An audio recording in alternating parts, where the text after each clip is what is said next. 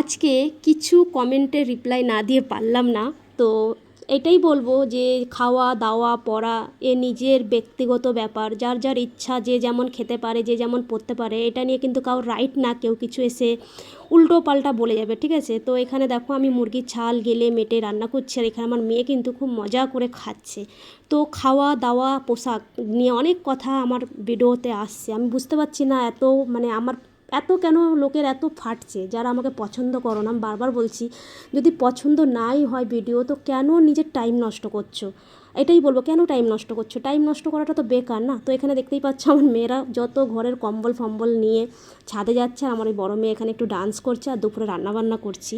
তো এটাই বলছিলাম যে আমি কি খাবো, আমি কি খাবো না, আমাদের ভালো লাগে মুরগির ছাল মেটে গেলে খেতে, তাই আমরা খাই, আমরা ছোটো থেকে খেয়ে অভ্যস্ত। তো আমার পুরোপুরি নিজের চয়েস, আমি কি খাবো আমি কি খাবো না, তাই না? তো দেখো ফ্রেন্ড, আমি এখানে দুপুরের খাওয়া দাওয়া নিয়ে বসে গেলাম, তোমরা সবাই ভালো